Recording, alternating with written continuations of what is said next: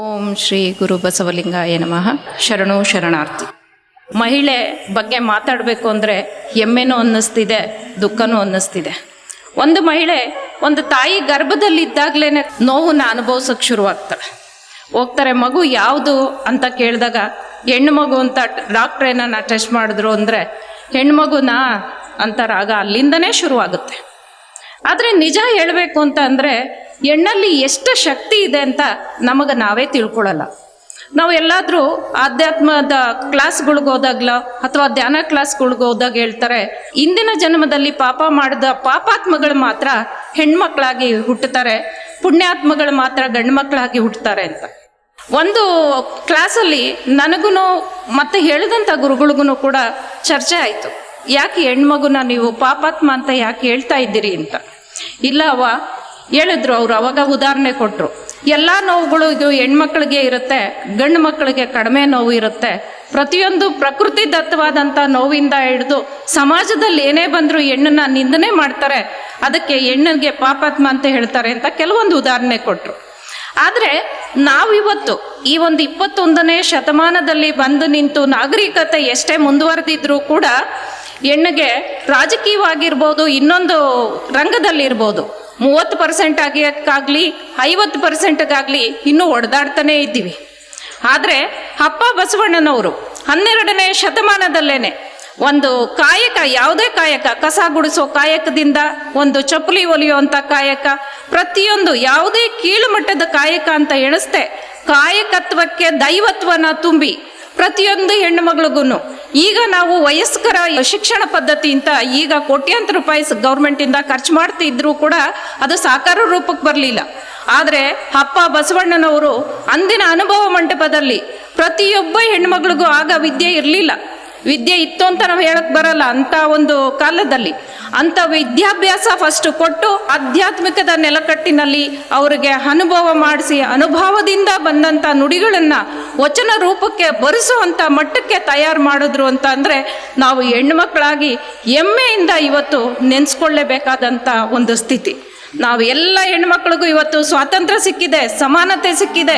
ಸಮಾಜೋದ್ಧಾರಕ ಬಸವಣ್ಣನವರಿಂದ, ಸಮಾನತೆಯಿಂದ ಕಾಣ್ತಾ ಇರೋದು ಬಸವಣ್ಣನವರಿಂದ.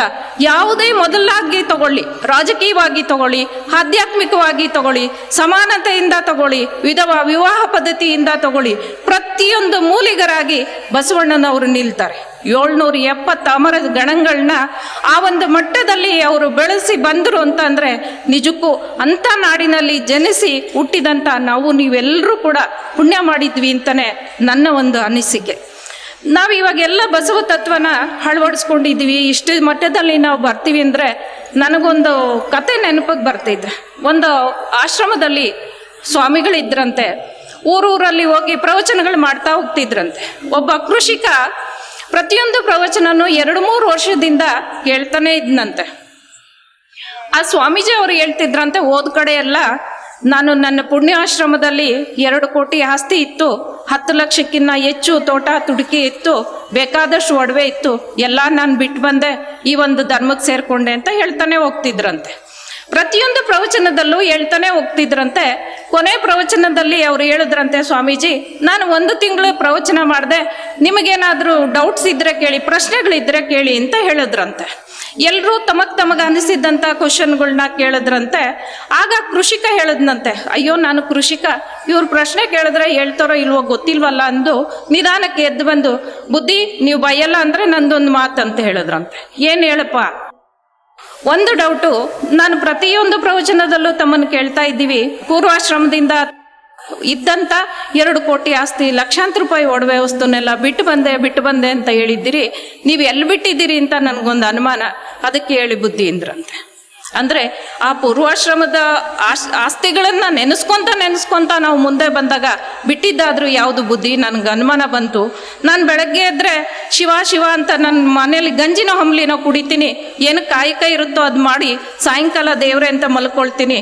ನಾನು ಮಾಡ್ತಾ ಇರೋದು ಸರಿನಾ, ನೀವು ನೆನೆಸ್ಕೊಂಡು ಹೋಗ್ತಾ ಇರೋದು ಸರಿನಾ ಅಂತ ಗೊತ್ತಾಗ್ಲಿಲ್ಲ ಅಂತ ಹೇಳಿದ್ರಂತೆ. ಆವಾಗ ಅವ್ರು ಹೇಳಿದ್ರಂತೆ, ಹೌದಪ್ಪ ನಾನು ಎಷ್ಟೇ ಮುಂದುವರೆದಿದ್ರು ನಾನು ಇದನ್ನು ಬಿಡದೆ ಹೇಳ್ತಾನೆ ಇದ್ದೀನಿ, ನಿಜಕ್ಕೂ ನೀನು ಇವತ್ತು ನನಗೆ ಗುರು ಆದೆ ಅಂತ ಹೇಳಿ ಅವರ ಬುದ್ಧಿಗಳು ಅವತ್ತಿನಿಂದ ಇದು ಮಾಡಿದ್ರಂತೆ. ಅಂದರೆ ನಾವು ಬಸವ ತತ್ವ ಅಳವಡಿಸ್ಕೊಂಡಿದ್ದೀವಿ ಅಂತ ನಮ್ಮಲ್ಲಿ ನಾವು ಅಂದ್ಕೊಂತೀವಿ. ನಮ್ಮ ತಾತ ಕೊಟ್ಟಿದ್ದು ಮುತ್ತಾತ ಕೊಟ್ಟಿದ್ದು ಅಂತ ಮನೆ ದೇವರು ಅಥವಾ ಇನ್ನೊಂದನ್ನ ಜೊತೆಲೇ ನಾವು ಅಳವಡಿಸ್ಕೊಂಡಿರ್ತೀವಿ. ಹಾಗಾಗಿ ಅದನ್ನು ಅಳವಡಿಸ್ಕೊಳ್ದೆ ಇಂಥ ಪೂಜ್ಯರ ಸನ್ನಿಧಾನಕ್ಕೆ ಬಂದು ಇಂಥ ಸಭೆ ಸಮಾರಂಭಗಳಲ್ಲಿ ನಾವು ಭಾಗವಹಿಸಿ ನಾವು ಅದನ್ನು ಬಿಡದೆ ಬಸವ ತತ್ವನ ವಚನ ಸಾಹಿತ್ಯನ ನಮ್ಮ ಜೀವನದಲ್ಲಿ ಅಳವಡಿಸ್ಕೊಳ್ದೆ ಜೀವನ ಸಾಗಿಸೋದು ಅದೆಷ್ಟು ಮಾತ್ರ ಸರಿ. ಶರಣರು ನುಡಿದಂತೆ ನಡೆದವರು. ಜೀವಾತ್ಮ ಪರಮಾತ್ಮನ ಸಂಗಮವೇ ಒಂದು ಆಧ್ಯಾತ್ಮ ಅಂತ ಹೇಳಿದ್ರು. ಒಂದೇ ಮಾತು, ಜೀವಾತ್ಮ ಪರಮಾತ್ಮ ಎರಡೇ ವ್ಯಕ್ತಿ. ನಾವೆಲ್ಲರೂ ಕೂಡ ಮೋಕ್ಷ ಪಡಿಬೇಕಂದ್ಕೊಂತೀವಿ. ಮೋಕ್ಷ ಯಾವಾಗ ಸಿಗುತ್ತೆ? ನಾವು ಸತ್ ಮೇಲೆ ಮೋಕ್ಷ ಸಿಗುವಂಥದ್ದ ಅಥವಾ ಇದ್ವಾಗ್ಲೇ ಪಡ್ಕೊಳ್ಳೋ ಅಂಥದ್ದ? ಮೋಕ್ಷ ಅನ್ನೋದಕ್ಕೆ ಅರ್ಥ ಏನು? ಮೋಕ್ಷ ಅಂದರೆ ಬಿಡುಗಡೆ. ಯಾವುದರಿಂದ ಬಿಡುಗಡೆ? ನಾವು ಏನೆಲ್ಲ ಬಿಡಬೇಕು? ಈ ಒಂದು ಧರ್ಮದಲ್ಲಿ ನನಗನ್ನಿಸಿದ ಮಟ್ಟಿಗೆ ಬಸವ ಧರ್ಮದಲ್ಲಿರುವಂಥದ್ದು ಕೆಲವು ಒಂದು ಧರ್ಮಗಳಲ್ಲಿ ಕಣ್ಣು ಮುಚ್ಚಿಕೊಂಡು ಧ್ಯಾನ ಮಾಡುವಂಥದ್ದಿದೆ, ಕೆಲವು ಇದರಲ್ಲಿ ಕಣ್ಣು ಬಿಟ್ಟು ಧ್ಯಾನ ಮಾಡುವಂಥದ್ದಿದೆ, ಕೆಲವುದರಲ್ಲಿ ಎಲ್ಲ ರೀತಿನಲ್ಲೂ ಇರುತ್ತೆ. ಪೂಜೆ ಮಾಡೋದು, ಹೂವಿನ ಅಲಂಕಾರ ಮಾಡೋದು, ಪ್ರಸಾದ ನೀಡೋದು ಎಲ್ಲ ಒಂದು ಆರೈಕೆನೂ ಅದರಲ್ಲಿ ಇರುತ್ತೆ. ಆದರೆ ಈ ಒಂದು ನಮ್ಮ ಧರ್ಮದಲ್ಲಿ ಬೇರೆ ಎಲ್ಲ ಧರ್ಮದಲ್ಲಿ ಇರೋದು ಕೂಡ ಶಿವ ಧರ್ಮದಲ್ಲಿದೆ, ಶಿವಾನುಭವದಲ್ಲಿದೆ. ನಾವು ಅದನ್ನು ಅಳವಡಿಸ್ಕೊಂಡು ಲಿಂಗಾಂಗ ಸಾಮರಸ್ಯನ ಹೊಂದಿ ಈ ಒಂದು ಧರ್ಮ ಯಾರು ಸನ್ಯಾಸಿ ಧರ್ಮ ಅಂತ ಹೇಳಿಲ್ಲ. ನಮಗೆ ಸಾಧನೆ ಮಾಡೋದಕ್ಕೆ ಸಂಸಾರ ಅಡ್ಡಿಯಾಗುತ್ತೆ ಅನ್ನೋದಾದರೆ ಖಂಡಿತ ಅವ್ರಿಗೆ ಬೇಡ ಅಂತ ಹೇಳಿಲ್ಲ. ಆದರೆ ಸಂಸಾರದಲ್ಲಿದ್ದು ಸಾಧನೆ ಮಾಡೋದಕ್ಕೆ ಹೆಚ್ಚು ಹೊತ್ತು ಕೊಟ್ಟು ನಮಗೆಲ್ಲ ಮಾರ್ಗಗಳಾಗಿರುವಂಥ ಶರಣರ ನಾಡಲ್ಲಿ ನಾವಿದ್ದೀವಿ. ನಮ್ಮ ಮುಂದೆ ಅವರು ಮಾಡಿದಂಥ ಸಾಧನೆ ವಚನ ಸಾಹಿತ್ಯ ಈಗಲೂ ಕೂಡ ನಮ್ಮಲ್ಲಿದೆ. 12ನೇ ಶತಮಾನದಲ್ಲಿ ಕಳೆದು ಆಗಿನ ಕಲ್ಯಾಣ ಕ್ರಾಂತಿಯಾಗಿ 100 ವರ್ಷಗಳು ಅಚ್ಚಳಿದೆ ಉಳಿದಂಥ ಈ ಒಂದು ಸಾಹಿತ್ಯ ಫಾಗು ಅಳಕಟ್ಟಿಯವರಿಂದ ಮುಂದೆ ಬಂದಿದೆ. 1100 ವರ್ಷ ಎಲ್ಲೋ ಎಲೆಮರೆ ಕಾಯ್ದಂಗೆ ಮುಚ್ಚಿ ಹೋಗಿದ್ದಂಥ ವಚನ ಸಾಹಿತ್ಯ ಫಾಗು ಅಳಕಟ್ಟಿಯವರು ಈಗ ಮುಂದೆ ತಂದಿದ್ದಾರೆ. ಈಗಿರುವಂಥದ್ದು ಬಸವ ಧರ್ಮ ಮತ್ತೆ ಎಲ್ಲೋ ಹುಟ್ಟಿ ಬರ್ತಾ ಇದೆ ಅಂತ ನನಗಾದರೂ ಭಾವಿಸ್ತಾ ಇದ್ದೀನಿ. ಎಲ್ಲ ಕಡೆ ಈ ಒಂದು ತತ್ವ ಪಸರಿಸ್ತಾ ಇದೆ. ಹಾಗಾಗಿ ನಾವು ನೀವೆಲ್ಲರೂ ಸೇರಿ ತತ್ವನ ನಮ್ಮಲ್ಲಿ ಅಳವಡಿಸ್ಕೊಳ್ಳೋಣ.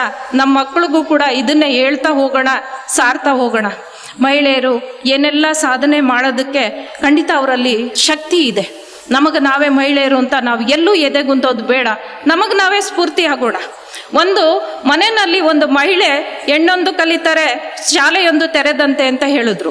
ಹಾಗೆ ಒಂದು ಹೆಣ್ಣುಮಗಳು ಮನೆಗೆ ಬಂದರೆ ಆ ಮನೆ ಏಳಿಗೆನೂ ಅವಳ ಕೈನಲ್ಲೇ ಇರುತ್ತೆ, ಹಾಳಾಗೋದು ಕೂಡ ಅವಳ ಕೈನಲ್ಲೇ ಇರುತ್ತೆ. ಹೆಣ್ಣು ಮನಸ್ಸು ಮಾಡಿದರೆ ಏನು ಬೇಕಾದರೂ ಮಾಡ್ಬೋದು.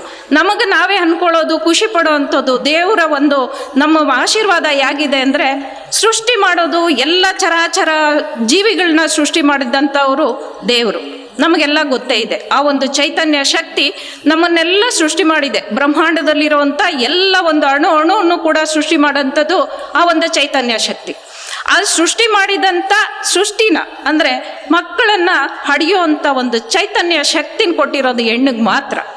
ಗಂಡು ಎಷ್ಟೇ ದುಡ್ದು ಕೋಟ್ಯಾಧಿಪತಿ ಅಂತ ಏನೇ ಮಾಡಿದ್ರು ಕೂಡ ಒಂದು ಜೀವಿಗೆ ಜೀವ ಕೊಡುವಂಥ ಶಕ್ತಿ ಕೊಟ್ಟಿರೋದು ಹೆಣ್ಮಕ್ಳಿಗೆ ಮಾತ್ರ. ನಮಗೆ ಹೆಣ್ಮಕ್ಳಿಗೆ ದೇವ ಕೃಪೆನೇ ದೈವಿ ಶಕ್ತಿನ ನಮಗೆ ಕೊಟ್ಟಿದೆ. ಅದನ್ನು ನಾವು ಬಳಸ್ಕೊಳ್ಳೋಣ.